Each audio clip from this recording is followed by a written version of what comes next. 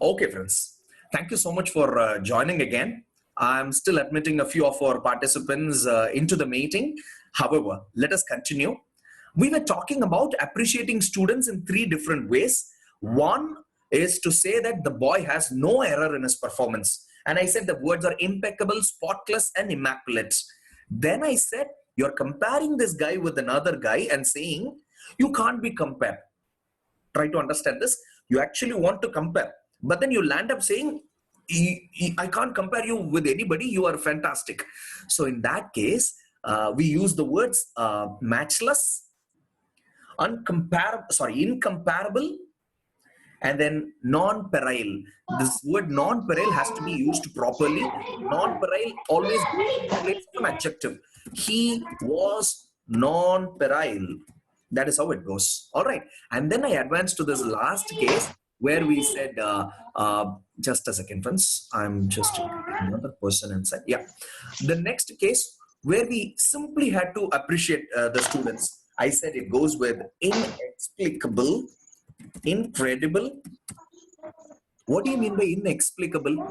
Inexplicable is something that is out of range, something that cannot be defined at all. Stunningly wonderful. That is the meaning for inexplicable. I can't explain in words. That's the meaning. And again, I mean, the normal words which you would have heard but not used. Priceless. You go with invincible. Invincible means not being able to conquer.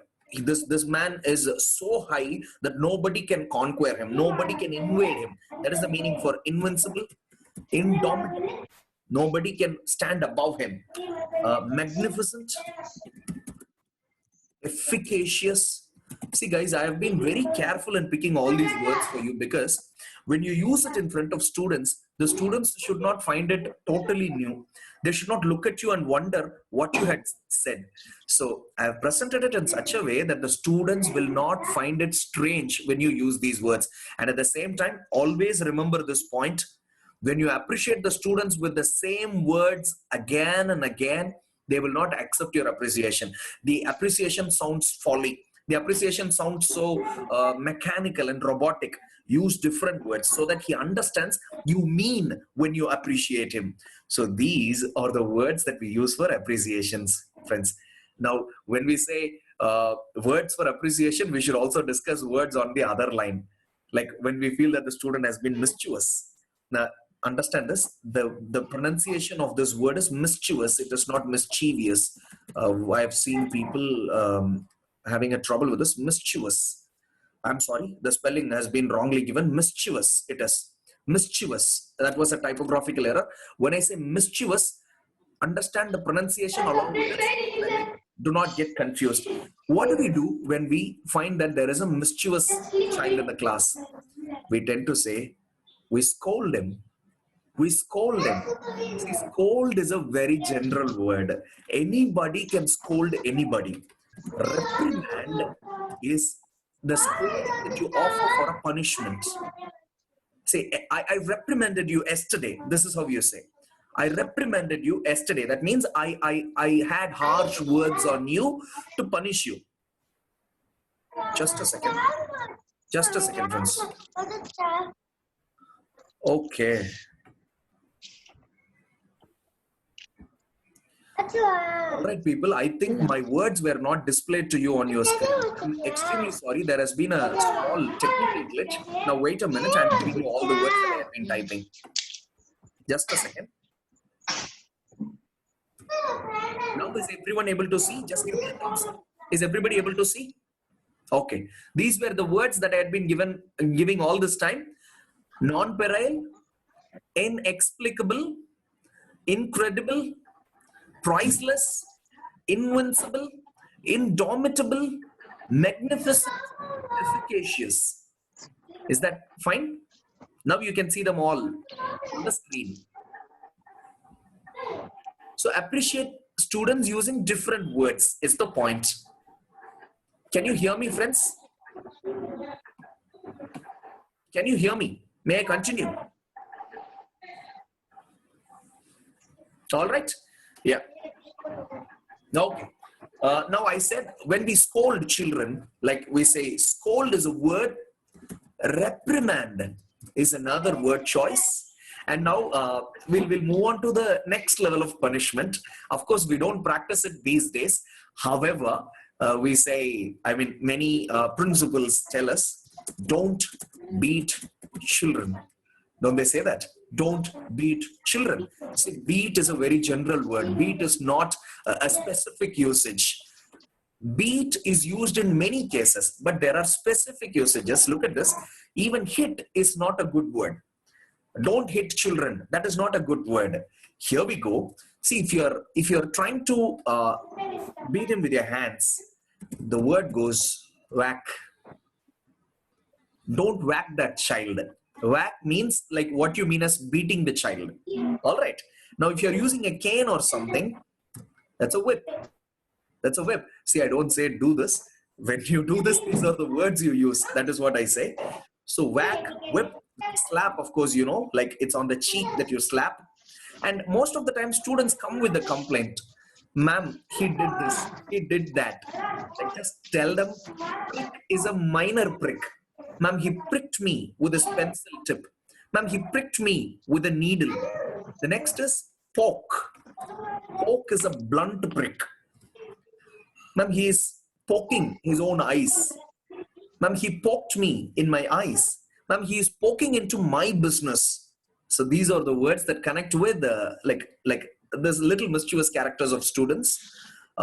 Pinch, of course, you know, like when they do this, you say he's pinching the other guy. So we'll go with such usages also. And some teachers ask me, Sham, what is the exact English word for this thing? You say, like, some students just while away the time, right? You ask them to sit and study, but then they don't do that. They sit and just while away the time. Poludha kalikkirathu is what we use in that cases. See, evade. Evade is the right word. It's just evading. Don't just evade is how you use it in your sentence. That sounds great. All right. Okay, friends. Now we'll move on to the next fragment in my list. It goes on to be prepositions and some wrong usages. Prepositions and some wrong usages. Maybe that would be the last part of the session today. Let us stay keen in things, friends. See, I would like to say, in is the preposition you use with year. Whenever you're talking to students with connection to year, use the preposition in. Children, we studied that in 2018. We studied that in 2019. When it comes to seasons, use in or during. Both are right. Anything else is wrong. When it comes to months, don't say at January. Don't say on January. It is always in January or in the month of January. Nothing more. And then when we come on to days, this is the place we confuse the most. On Monday and nothing else is right. You can specify this Monday in different ways. You can quote it as days of the week or dates of a month, or you can quote as Independence Day, Republic Day, birthday, whatever it might be. Whatever it might be, it should be on Monday, on Tuesday, on Independence Day, on my birthday. That is how it has to be. And when it comes to the sessions of a day, in the morning, in the afternoon, in the evening, at night. Remember, for night, you use at. For weekend, whenever you tend to use weekend, you say at weekend. And did you listen to me when I said in the morning, in the afternoon, in the evening? Friends, remember, the word the is pronounced in two different ways. One is the other is the. When we use the word the before a vowel sound, you pronounce it the. It's like the article and. See, look at this. I said it's wrong. What a vowel sound there. E-G-G starts with a vowel sound a. When you have that vowel sound, don't pronounce it the, pronounce it the. It's the egg that I saw. It's the elephant that I saw. The meeting is in the afternoon. Meeting is in the evening. But then when it comes to morning, you say it's in the morning. All right. So we'll continue with the prepositions. At 2 o'clock, meaning exactly 2 o'clock. By 2 o'clock, more or less, like say 5-minute difference here and there is by 2 o'clock. And then you get on to the last case of time around 2 o'clock. See, somebody is traveling a very long distance and this person has been coming. He says, I'll be reaching there around 4 o'clock, meaning he may reach even at 5 o'clock. He may reach even at 3 o'clock. He says around 4 o'clock. Around is maximum deflection. By is minimal deflection in time. Friends, by is minimal deflection. Okay. Guys, can't you hear me? Can you hear me?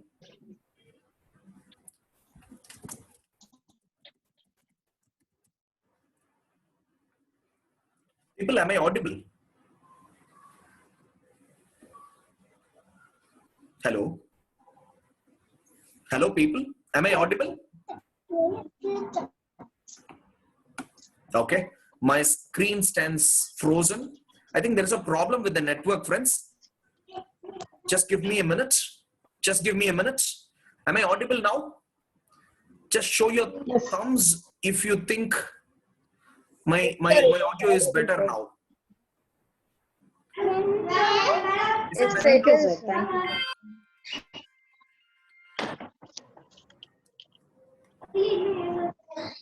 Okay, may I continue? Can someone tell me if I can continue? Okay.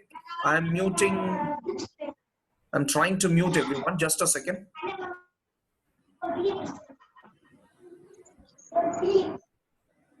Okay, everyone else is muted again now. May I continue? Yes. I'm receiving the yes and I'm continuing, friends. Thank you so much. So we were talking about at 2 o'clock, by 2 o'clock, and around 2 o'clock. At is exactly. By is with minimum deflection. Around is with maximum deflection. And then let us talk about these two words. Here we go. He has been waiting from 10 o'clock till 12 o'clock. Do you see that? Just a second. Just a second, friends.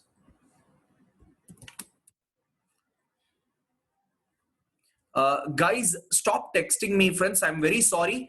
Stop texting me. I'll stop here because when I type something, it is going on to the private chat.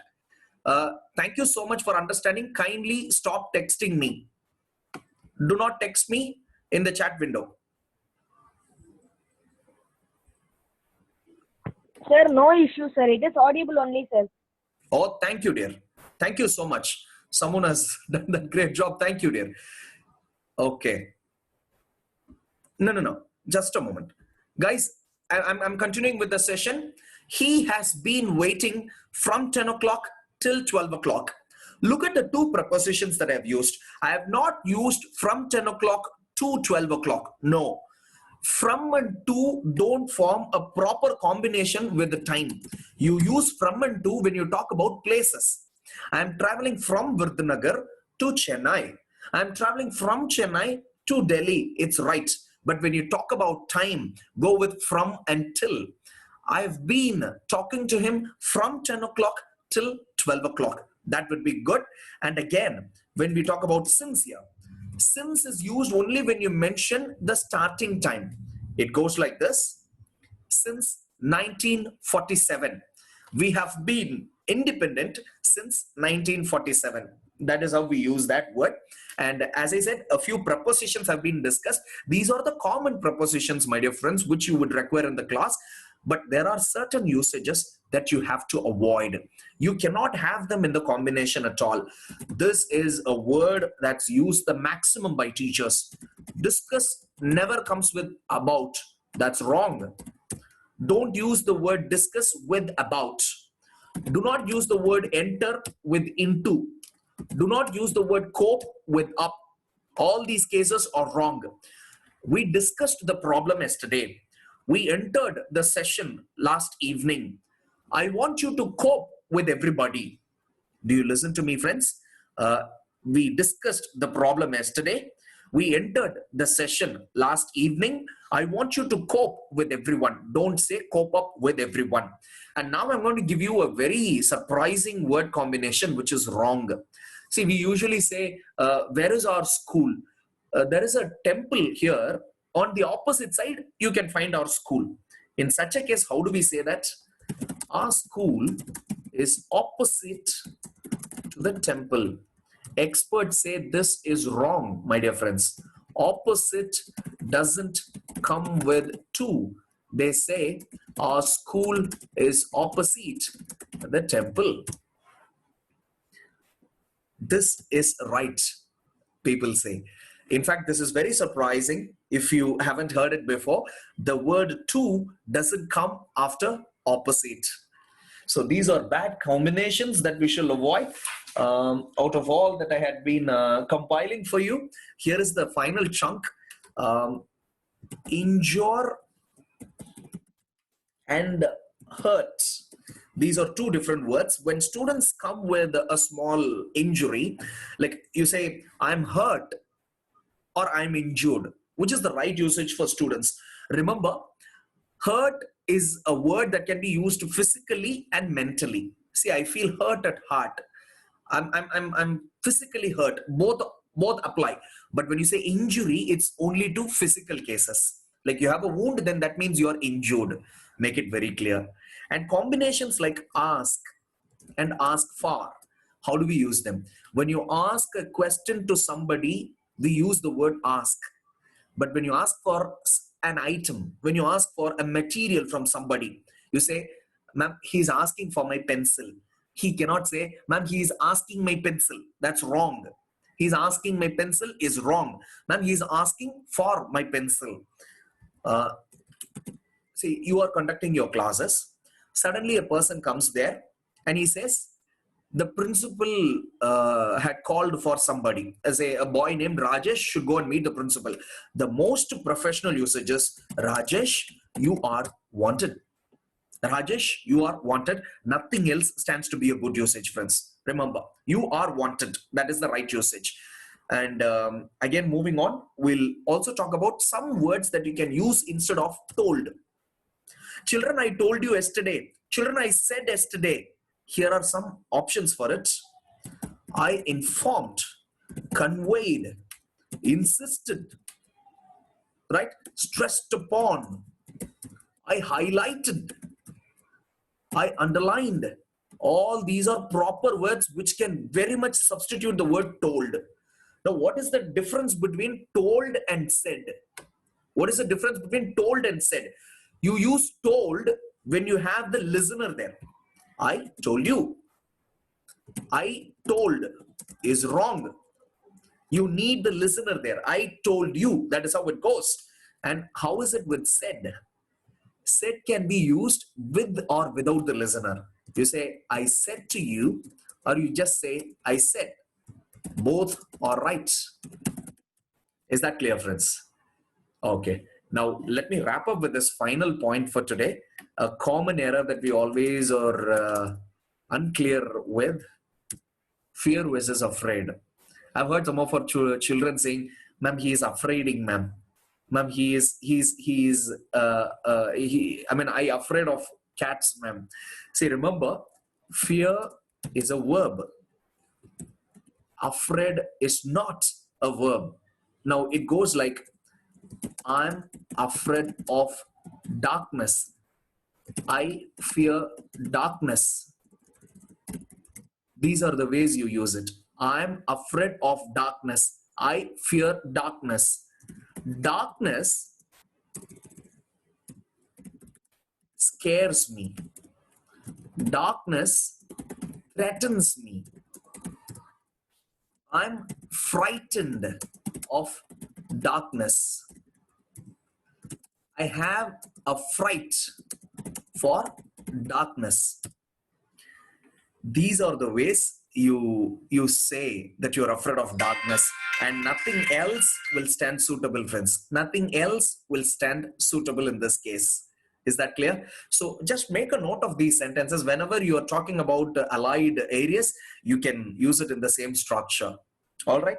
So with this, we'll hold on and we'll stop this session for today. Friends, we had this idea of discussing common questions on classroom sentences. I've tried to give you patterns. I've tried to give you formulae using which you can frame your regular sentences. I'd like to close it with this note. If you try to use all these things in your classroom once the lockdown is over, let me tell you, you will not be able to do that. You will not be successful in doing that until, or say unless, you practice it within. The practice ground cannot be the battlefield. When you stand in front of the students, the right usages don't come.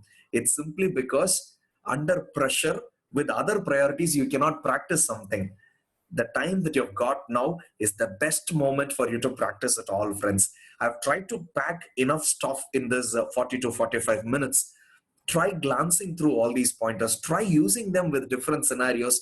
Make it as a habit within yourself to use these words and phrases. Accustom yourself with these usages so that when you stand in front of the students, it just flows out of you very naturally. I should say you have been the best bunch of people listening to me. There are around 63 participants in this meeting, and we didn't have any interruption, friends. I'm not sure if I kept you engaged or I bored you. If I had bored you, I'm very sorry. I'm not able to see you all in person in front of me. Had I been having you there, I would have been able to sense your mood very clearly. If it had been boring, kindly excuse me. If it had been engaging, kindly take use of all those words. Now, here are a few instructions as we close now, friends. My sincere thanks to everyone. Thanks to the management members. Here, now I'm going to type a mail ID. Please do note that. It goes priya.k.87@gmail.com. If you have any queries or doubts in whatever we discussed today, or maybe anything in general connecting to your regular usages in the school, you can post that today, friends. Post that today to this mail ID. Compile all your questions, post them in this mail ID. I'll see that it is answered in the upcoming days. And here is the other information, maybe the final one.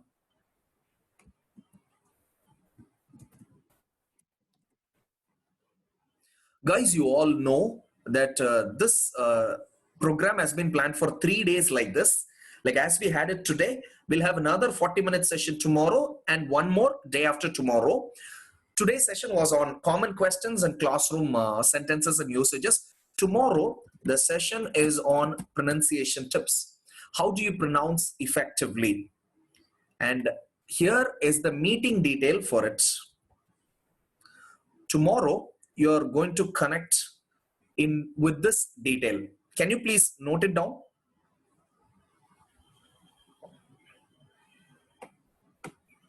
That will be the meeting ID and password for the next day also.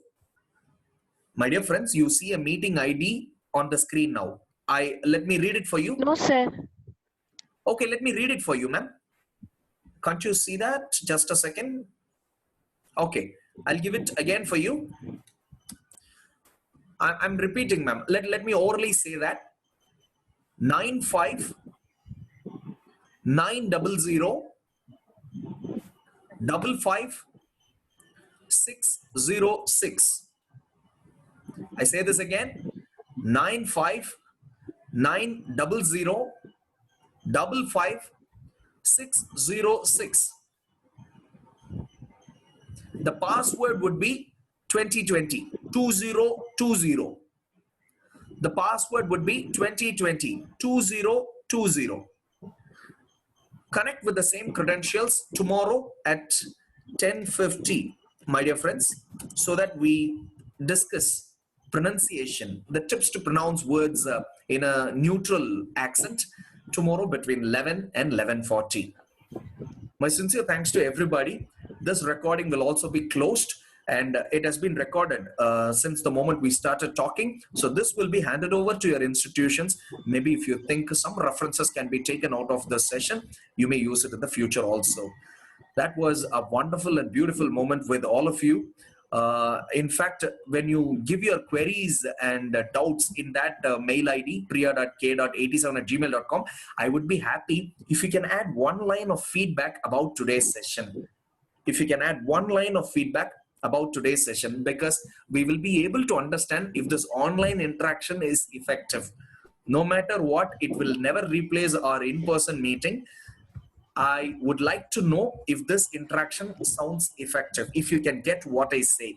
So a one-line feedback in the mail along with your doubts and queries. Thank you so much, friends.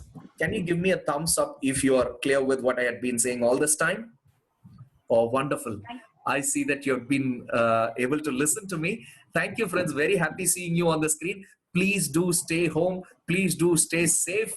My wishes, thoughts, and prayers for all of you and your family. Thank you so much. Bye, friends. You too be safe, sir. Oh, thank you. Thank you so much, ma'am. Thank you. Bye.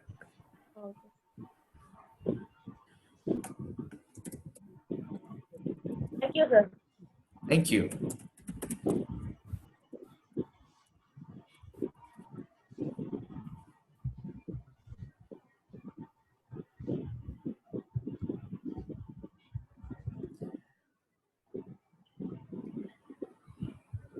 So the meeting is done, friends. You can slowly leave the meeting if you think you're done. And once I feel that half the people have left, I'll try to close the meeting myself as well.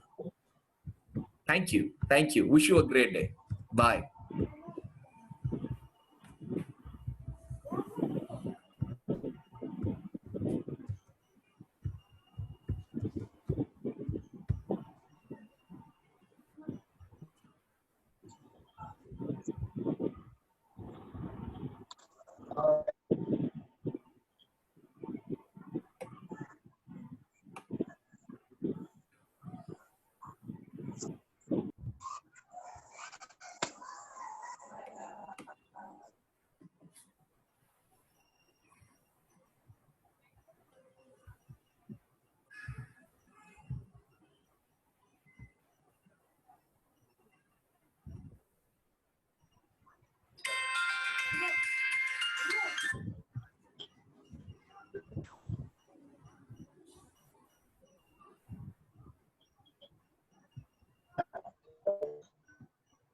Okay, people. Ending the meet now. I'm ending the meet now, which means you will all be taken out of the meeting. Thank you so much. Goodbye. Have a good day.